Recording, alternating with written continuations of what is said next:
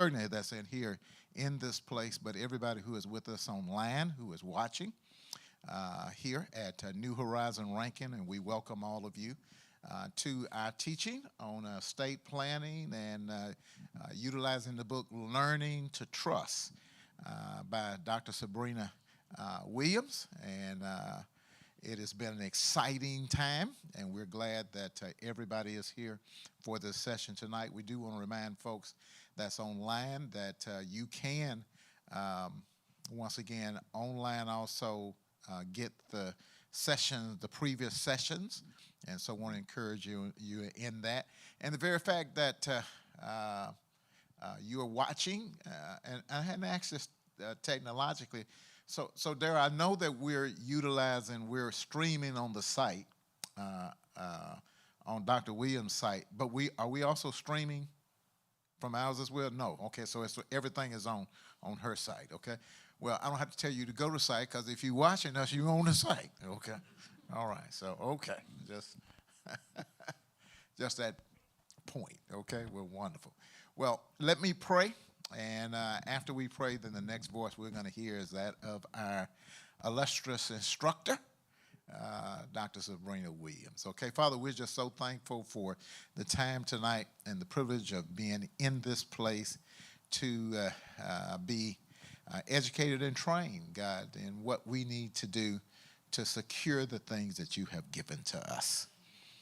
We thank you that you're the great God that gives to us, and we are committed, as your word says, to be able to leave an inheritance to our children's children. So thank you for this teaching, and everybody is included that is here personally, and those who are watching online, whether here now or will be watching this program. Bless Dr. Sabrina Williams in a tremendous way as she comes to lead us. In Christ Jesus' name, amen. Dr. Sabrina Williams. All right, all right. Good evening, good evening.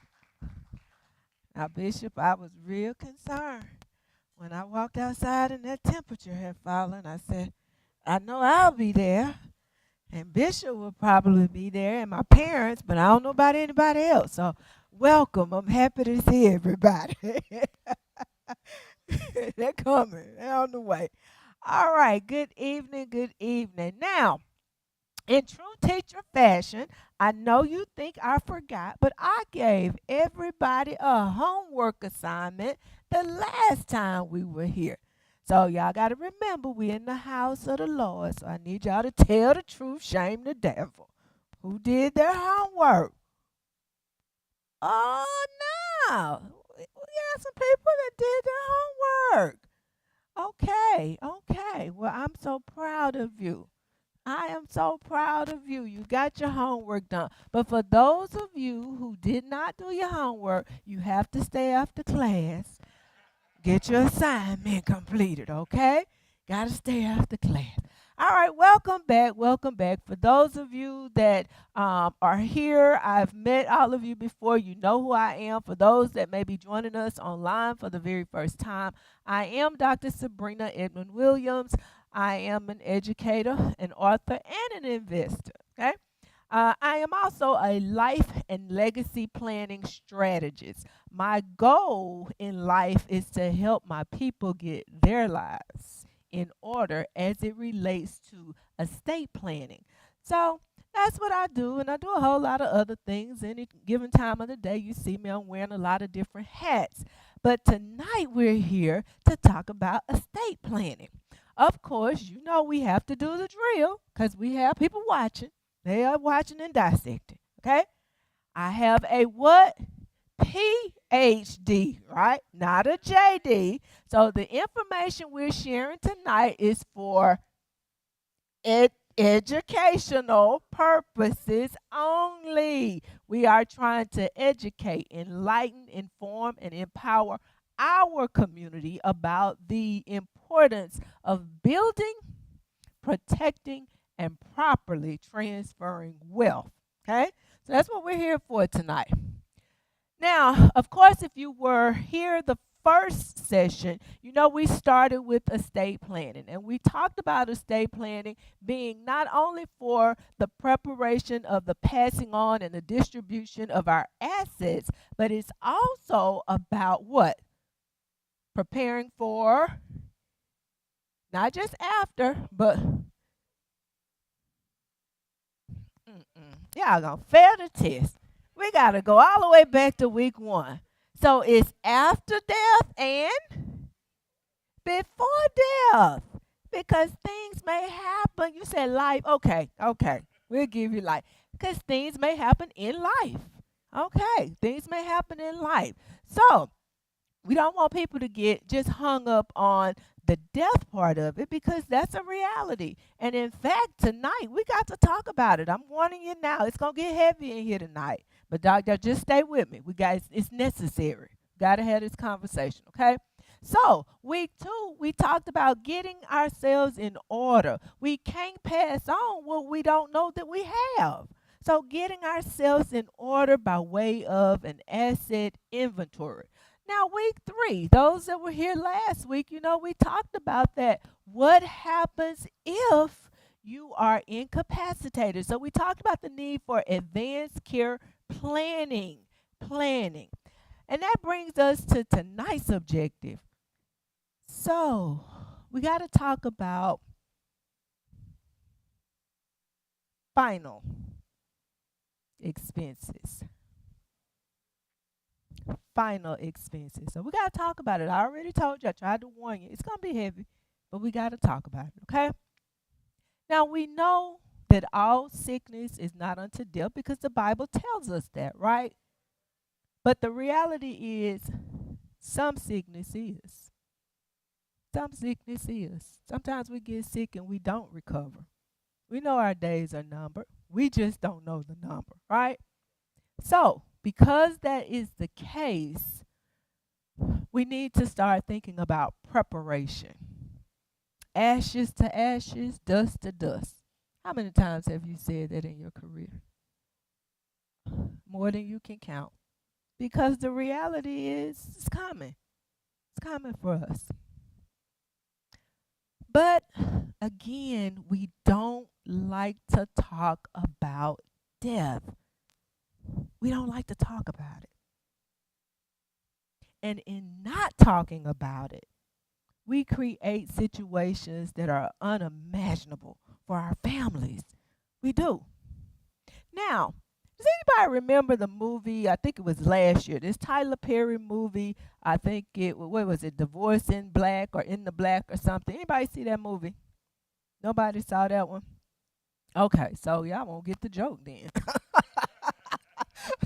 Go watch the movie. Just watch the opening scene. You don't have to watch the whole movie. But the opening scene is hilarious. They start at a funeral. Okay, I don't even have to go any further, do I? You know it was some drama. The opening scene. That was actually the funniest scene in the whole movie. And we can watch a Tyler Perry movie. We can see a scene that depicts death at a funeral. And it's comical, right? But the reality is, it's not funny. It's not funny. Oftentimes, in our own families, when we get to the funeral, or even before the funeral, we almost come to blows. And in some instances, we do come to blows. And most of the time, what is it about? Anybody care to guess what it's about? Spell it. Say it loud and proud. MONEY. Because there is no money. No money. Now, Monday, I received a phone call. The caller's name was programmed into my phone, so I knew it was calling me, right? It was one of my tenants. Well, if we look at the calendar, we know it's pretty close to the first of the month, right? So I knew what he was calling me about. Now, there's an upside to that story. There's an upside to that story. And welcome to my good friend, the Greens. Welcome. All right, they have to stay after class too because they missed my opening. Okay. So there's an upside to my story. This is one of the good ones, Bishop. This man told me when he moved there, he said, Miss Williams, I tell you what, I'll never pay you on time. You'll never get your rent money on time. So you'll always get your rent money early. Because I know I need somewhere to stay. And every month, for the 10 months that he stayed in my property, he paid me early. So Monday, when I saw his name come up on my caller ID, I just assumed, I looked at the calendar, okay, he right on time. Well, when I answered the phone, a female voice answered. And she said, is this Miss Williams? I said, yes. Mr. Wilkinson's landlord? I said, yes. She said, well, I'm his wife. And I said, oh, Lord, my money going to be late. She needed her hair done. Her nails done. My money going to be late. And she says, Miss Williams, I'm calling to let you know that Mr. Wilkinson passed away on yesterday. So my daughter came and found him in the house. Not the first time I've been down that road, you guys, unfortunately. Not the first time, not the second time. Been there a few times. Now, I do appreciate the fact that they did give me notice because I've had both experiences where I had somebody die and I didn't even know they were gone. But in this instance, I agreed to meet the lady, and I can appreciate the fact that she said, I want to talk to you because we're not able to get his things out of the property. So I would like to go ahead and find out how much he was paying and pay that amount so that his things can remain in the property until we get everything resolved. So I said, okay, I can appreciate that and I respect that, right? So we agreed to meet on yesterday at the house. And I get to the house and the mother's there and the daughters are there and others came in, while I was there. But you know when things just ain't quite right. The spirits tell you things and you can discern some things. And sometimes you don't have to say nothing. You just sit and observe. Well, as I write about in Learning to Trust, read the book, what I suspected was the case. No money to bury the man. No life insurance. No plans. Nothing written down. Nothing left behind. So, this is how that plays out. Can I show y'all how that plays out? Okay. So, here comes all of the other folks, the sisters and the brothers and the nieces and the nephews, and they gonna tell you how to plan the funeral, the repast, and all these things that you need to be paying for. And they gonna come in and they gonna tell you what I want. I want that picture off the wall. I want grandmama's deep freezer, and make sure you have the food in it. They're gonna tell you all these things, right? I want this and I want that. But what you won't hear them say is, we used to have a song that said, I got 5 on it. Y'all remember that? Yeah. Y'all remember that? They're not going to say that. I don't have 5. I don't have 10. I don't have nothing. Nothing on it. And I'm just sitting there kind of watching and observing. So I asked the wife, I said, come on outside with me. Let me pray over you. Say some words of encouragement to you. And it didn't take long. When we got outside, she just started spilling her guts and crying. It is what it is.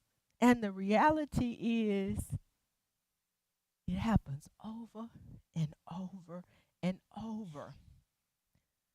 We got to make some final plans because funeral expenses are expensive. Now, here's the pop quiz for tonight.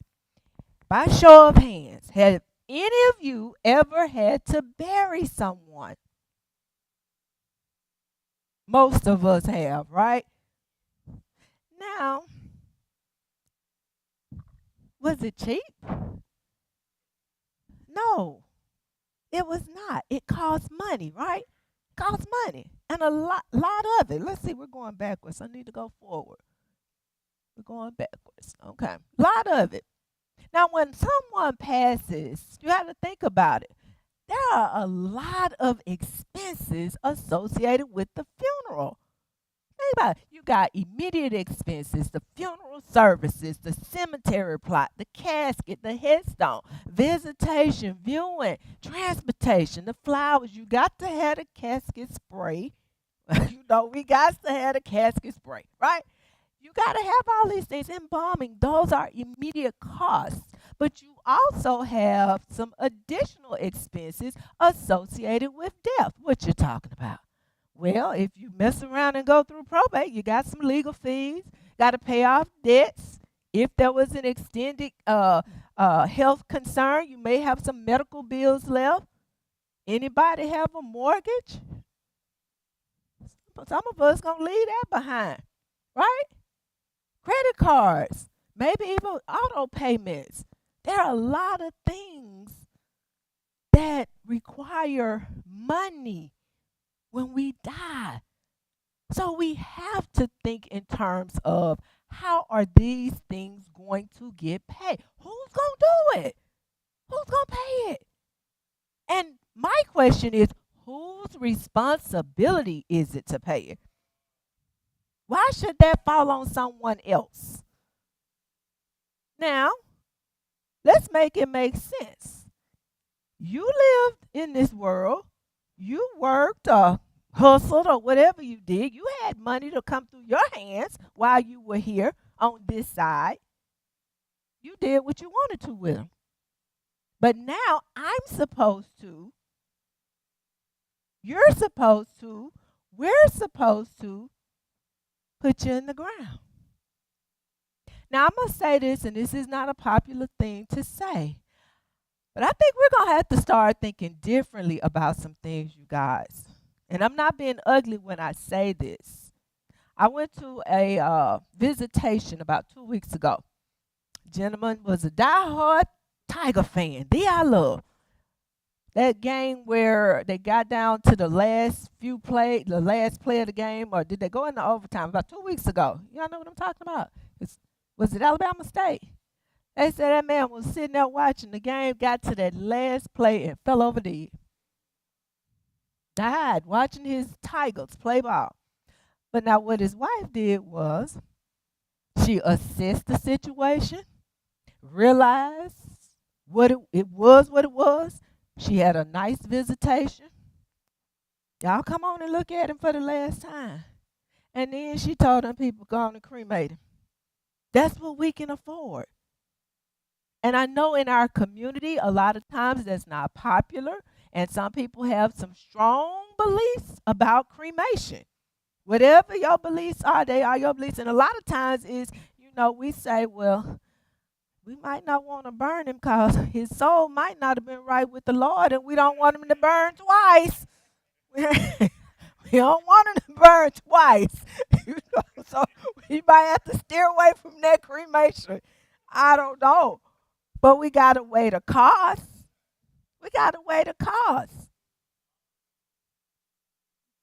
Everybody else can get burned up. But mama, I tell you. But we got to start thinking about some things seriously, you guys. A lot of times people really cannot afford these services that they are trying to hold. And the reality is the funeral home got hip. They used to feel sorry for us. We come in there, oh, Lord, this person gone in my heart. The funeral home's like, we are so sorry for your loss. However,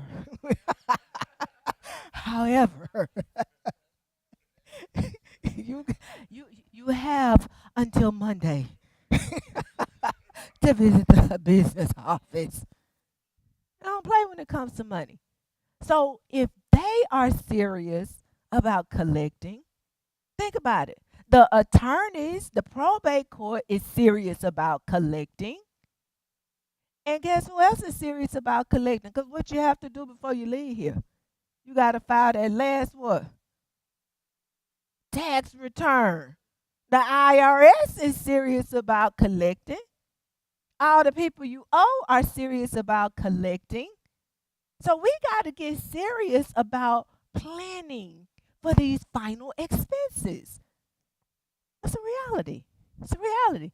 So what are we talking about? Why is this an issue? Because it costs money.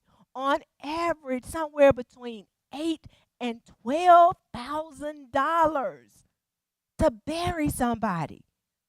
That's a lot of money, you guys, to come up with. And y'all know we have some people in our families, we may be able to call up and ask, and they may come through with a little song. But y'all know y'all got that one relative that all they go, I can give you about 25. Not 2,500 now. $25. I ain't got about 25. In installments, right? I give you 5 this week and 5 next. That's all you're going to get. That's all you're going to get. And so the reality is we got to think about how to pay for this. Now, there are 3 plans that most of us are on when it comes to burying our loved ones, okay? The first one I dare call the Go Fund Yourself Life Insurance Plan. Does that sound familiar to anybody? Go fund yourself.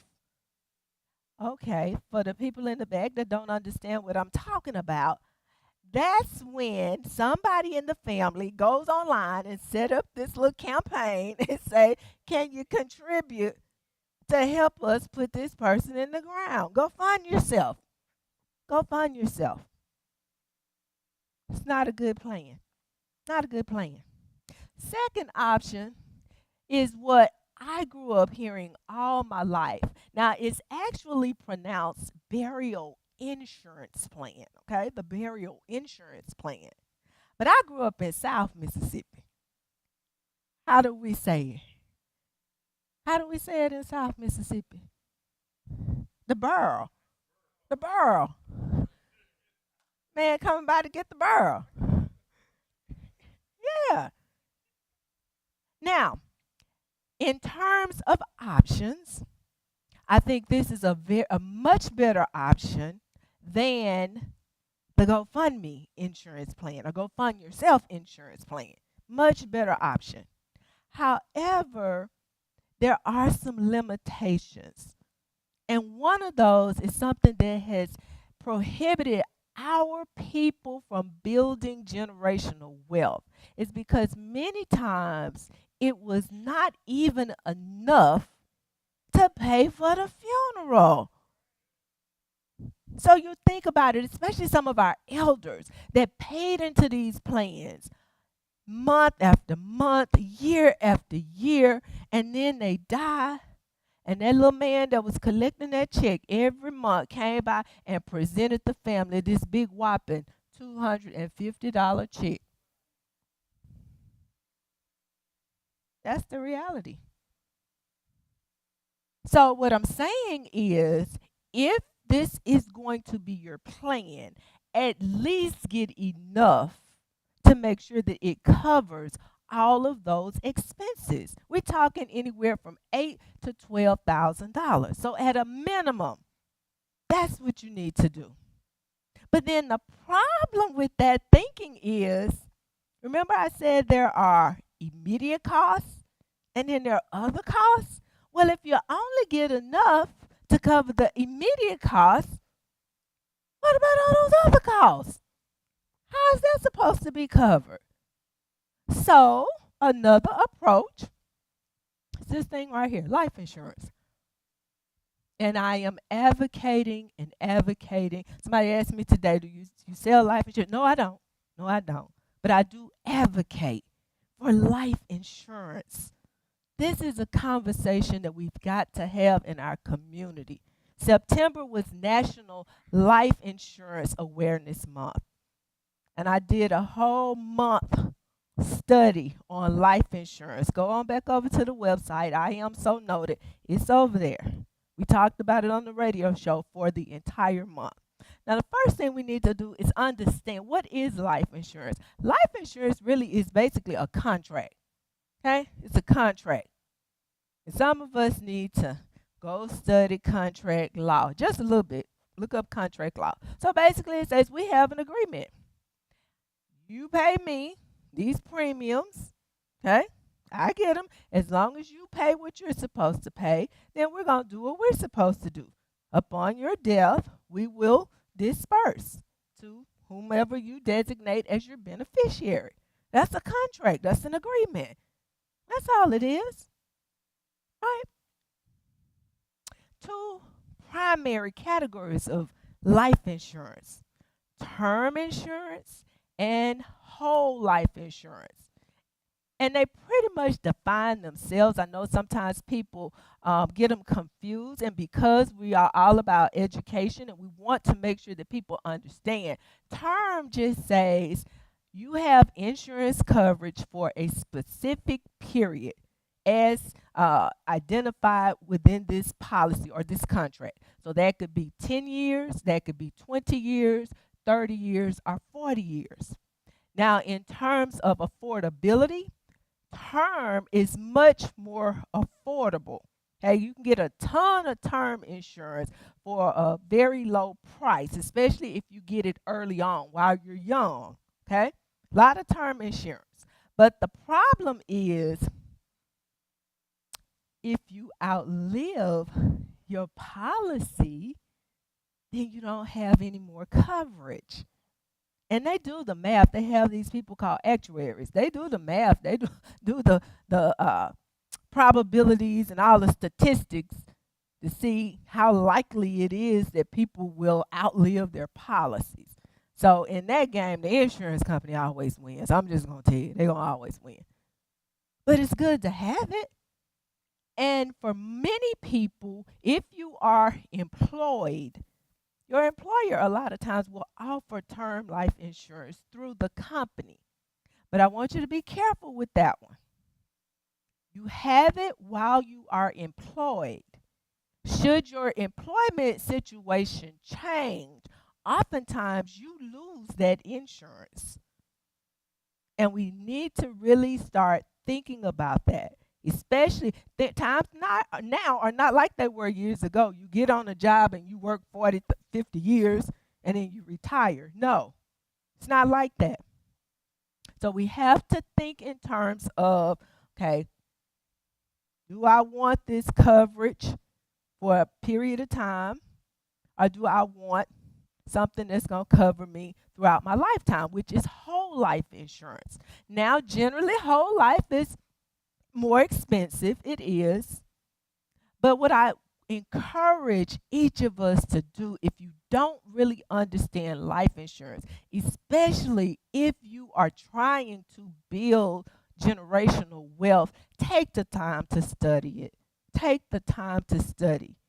Because if you get the right type of whole life policy, you really can leave behind wealth. And just know, grandparents, you can get life insurance on your grandbabies. At what age? Anybody know? Anybody sell life insurance? Somebody said at birth, somebody said 30 days, somebody said 1 year, and I still haven't heard the correct answer. 4 years old. No. One more time. One more guess. At conception. Woo! Wishful thinking there. No. The correct answer is 15 days. When the baby is 15 days old, that means they stay here 2 weeks. Yeah, you can go get a life insurance policy, and you should. The reason why we have to do this early on is because the longer we wait, the more expensive policies are. And that's not just for the babies. That's on us as well. So people that have the term life policies, sometimes your policy will convert to a whole life before it expires. But at that point, it's going to be a lot more expensive. So I certainly encourage you, and please, let's encourage our young people because they don't know. These young parents, they need life insurance. They need this on their children. Really do. All right. So I thought this was interesting because we got to link all this stuff to scripture. And I thought in terms of the parable of the talents. Okay? Remember, one person got one person got 2, and one person got 5. So when we think in terms of the go fund yourself policy, I liken that to the person that got 1. Because what did that person do with that 1? Buried it in the ground. Did nothing with it. Okay? Burial insurance is more like the person that got the 2. No, they got enough to put them away, but they didn't leave any extra. But now the person that got the 5 talent, go get you a life insurance policy and put it on steroids. That gives you something to leave behind. You become the good man who is in a position to leave behind an inheritance for their children's children. You can't do that with a GoFundMe policy. You cannot do that because statistically, they don't really raise that much money. They really don't. Okay? Now, why do we want to consider paying for those or planning for those final expenses? Because we want to free our loved ones up of the responsibility and stress. We want to leave our families in a position to grieve. And it's hard to grieve when you are concerned about whether you can even pay to have mama buried. It's hard to grieve. You crying, but it ain't crying. You're not crying from grief. You know? So we want to free them of that responsibility and that stress. We want to ensure that our money goes where we want it to go. When we plan, we can do that. And also, we want to have a plan that is ready for our beneficiaries, whoever you determine or deem those to be your beneficiaries. That's why you plan for your final expenses. Because when you're gone, this is what you want to leave your family in a position to do. To just grieve and not have to worry, not have to be stressed. Like that family I saw on yesterday. And my heart goes out to them. And here's the other side. I'm going to drop this off. Just dropped in my spirit, but hey, I got to tell y'all. So we want to be careful with trying to count on the benefits that people receive being available to help pay for that funeral. Because the other side of that is the lady went down to the Social Security office, and guess what they told her? Now, that check he got for October, you can keep that one. But that one for November, we going to need that back. We're going to need that back. You got to be careful with that. Don't count on it. Don't count on it. And please don't keep them folks' money. Don't keep it. Send it back. Now, funeral pre-planning. I told y'all it was going to be heavy, and I'm trying to make it as light as possible. But we got to think about this. Pre-planning our own services. Ooh. Anybody want to think about doing that? Well, why should we do it? Well, for one thing, it's going to ensure that you get, pretty much what you want. You don't have to leave people trying to figure out what you would have wanted. Some people would prefer to be cremated. But have you ever talked to your kids and told them that? Some people want to be buried in the family plot. Your family may not know that, even though that's your desire. Some people have a certain dress they want to be buried in. Certain outfit. Certain people they don't want at the service. I ain't never liked her anyway. I don't want her looking down in my face when I'm gone. Don't let her come, Bishop. Don't let her come. Stop her at the door. Can't do that. I'm just can't do that. But you make your wishes known, whether they can be honored or not. You make your wishes known. I've actually, and on a serious note, I actually remember a time when someone did that. They named specific individuals that they did not want at the service, and guess what? Every one of them showed up. Every one of them showed up. But there are just some things that your family need to know that you may want. Because some people may not even want a service. They may prefer a memorial as opposed to a service. We need to have these discussions. Leave instructions behind for what you would like. Then people don't have to try to guess and figure it out. They know.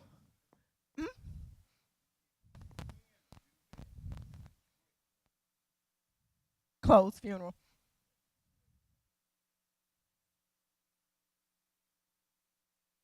Okay.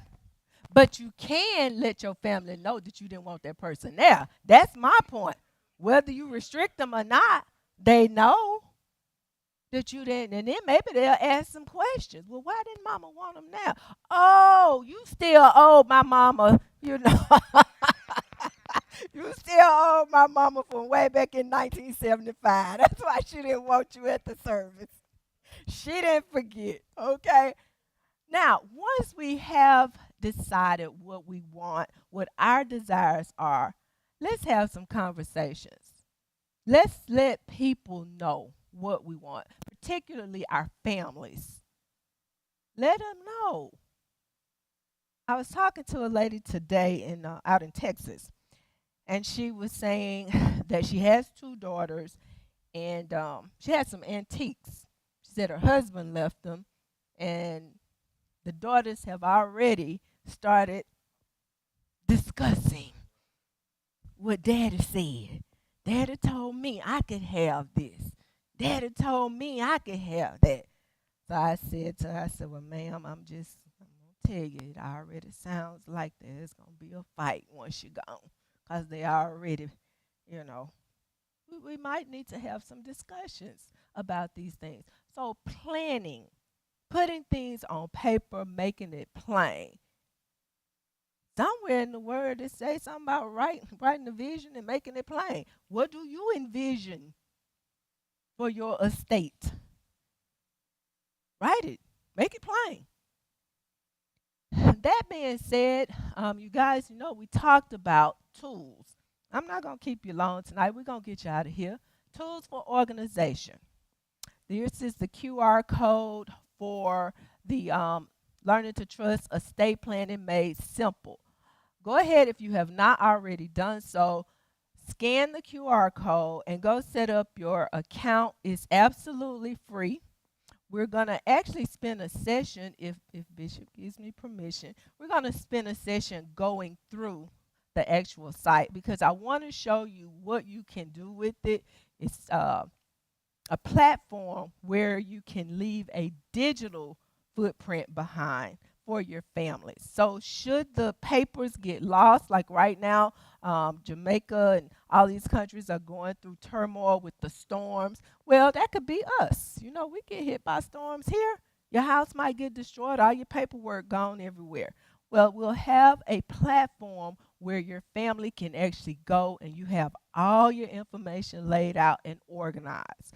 So I want to walk you through that, and we'll do that in one of our later sessions.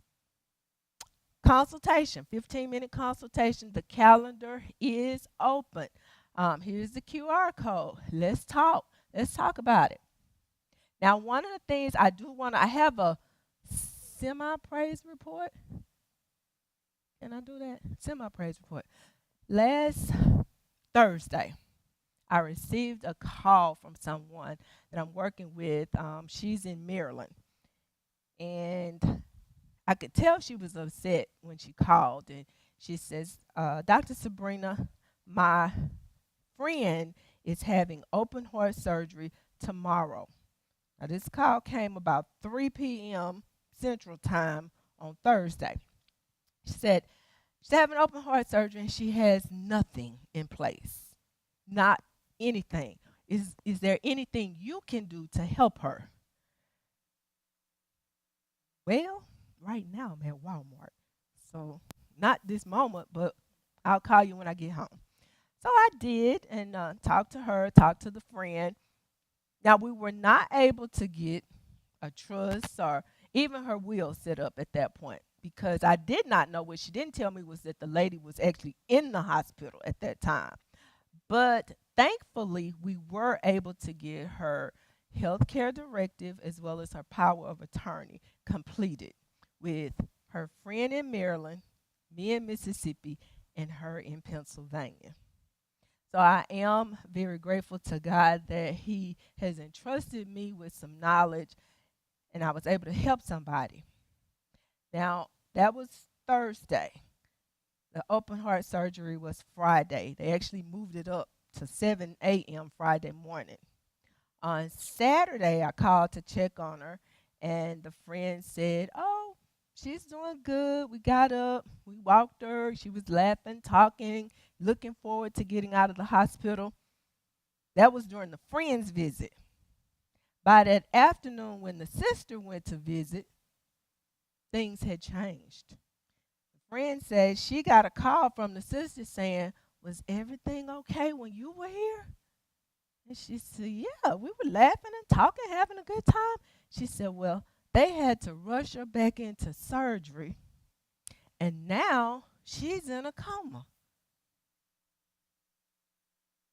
See how important the healthcare directive was? Because at that point, she's incapacitated. She can't make decisions for herself. She can't make decisions about her health care.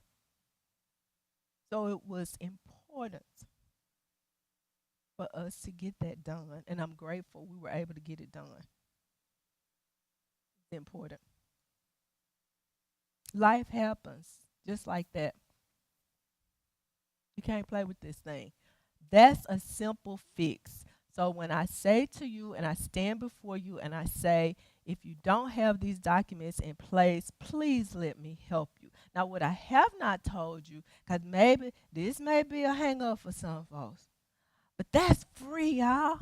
I didn't charge her to do that. I won't charge you to help you get your healthcare directive set up and your power of attorney if that's what you need. But I can't help you if I don't know what you need. I can't help you if I don't know what you need. I'm not here to judge you. I'm not here to make you feel bad for not having it done. This is an educational platform, and we come here to learn. And when we know better, what are we supposed to do? We're supposed to do better. So it was her last week. It was Brother Ernest last week. It could be us next week. If you need the help, I'm offering the help, okay? So go ahead and schedule that appointment and let's get it done, right? All right, resources. You guys know I have the book available. It's on Amazon, the e-copy. I have one student that gets a Tootsie Roll because he ready. He had me meet him at McDonald's to get his book. Come on, meet me at McDonald's. He got that book and he read his book, okay? Great job. Make sure you get his Tootsie Roll on the way out. We have them in lollipop form too, if that's what you need. Okay? Thank you so much. Last page. All righty. So we got the resources. Ebook on Amazon. The only place that you can get the physical copy of the book is attending one of the live sessions like you are attending tonight, as well as on my website, which is www.iamsonoted.co. That's IAMSEWNOTED.co. Okay? Print version. Now, again, you guys know this is my life's work now. I encourage you guys to support the work because it allows us to do other work, which is to reach the community through our broadcast on Monday mornings, WMPR 90.1 FM here locally, WGDQ 93.1 FM in the Hattiesburg market. We are also trying to get over in the Delta as well so that we'll have coverage over the entire state. So at one point, God gave me a little bitty classroom. You know, he gave me thee I loved, and I loved my thee when I was there, but now he has given me a mic and a whole audience and 100,000 watts to just talk, and teach. So please support the work that we're doing. Tune in on Monday mornings. If you're not up that early, retired folks, if you're not up, we broadcast to and we stream it on YouTube as well as Facebook. So follow us. We're at I Am So Noted across platforms, okay? All right, so you know that we are not doing any questions and answers simply because this information is for educational purposes. I can't give you any legal advice, but I have asked permission, and I just kind of want to solicit the room. I know this was supposed to be 6 sessions, okay, and we're at number 4 tonight. But something jumped in my spirit last week after I left here.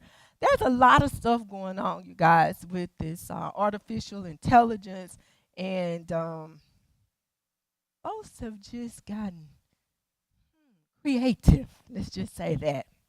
So I really feel the need to do a session on how to protect your estate and keep from getting scammed. I want to introduce the community. Some of you may not be aware of some of the things that are going on. So it would be a shame for you to build the wealth, have the all the assets, and your intentions are to pass them on to your children's children. But then AI hit you up, or some scam artist over in some other country hit you up, and all your wealth is gone.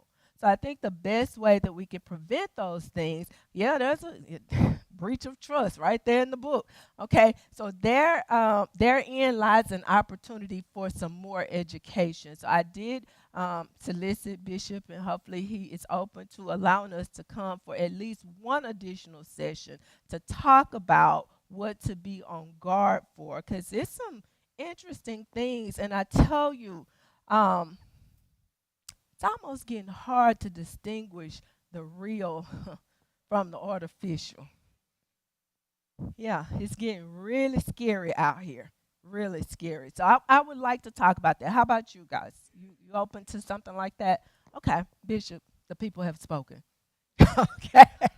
All right. Thank you so much for coming. I appreciate you, and we look forward to you being here on next week. So just to give you a little bit of a preview, next week we're actually going to get into trust and wills, okay, as options for transferring your wealth. Week 6 will be our call to action because, again, I can give you the information. I can give you the education. But unless and until there is implementation, your situation is not going to change. It's going to stay the same. So, call to action. You know what you need to do. I don't know what it is. All I can do is offer help. But we're going to give you an opportunity with this call to action. And I really would like for us to commit, if at all possible, to get this stuff done, whatever it is you need to do by the end of 2025. If not, make a plan for 2026 and just implement. How do you eat an elephant? One bite at a time. One bite at a time. We can get it done. We can get it done. Right? So thank you so much. I appreciate your attention tonight, and we look forward to seeing you next week.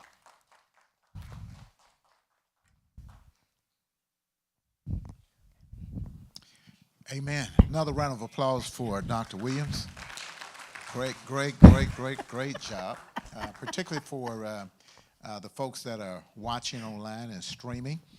We want to encourage you to get the book, okay? Whether you get the e-copy of that or get a hard copy, and read it for yourself. Of course, in these sessions, she's going over it in general in terms of it, but you need to read that for yourself and then take advantage of the opportunity to do something for yourself. get your trust started, do all the legal things that you need to do. And I'd encourage everybody that's watching this right now to use the end of the year as your kind of deadline to make sure you got all these things done, okay? And so that you can go into 2026 just really relieved that, hey, I got those, as old folks say, I got my business fixed, okay? And so get that done, okay? We will be back, good Lord willing. For folks that are watching and you are close to us, somewhere in the metro area, we would invite you to come out to be with us here at New Horizon Rankin at 3099. We got that address thing squared away. It is 3099 Flowood Drive in Flowood, Mississippi. Okay, real close to the corner of Flowood and Airport Road. Once again, for folks online, thank you for being with us. God bless you, okay? Now, for all the rest of you, there's a couple of announcements, okay, in terms of things. First, I just want to express our appreciation for everybody that is here. We did have some new folks, first-timers that Sister Williams invited. Wave your hand.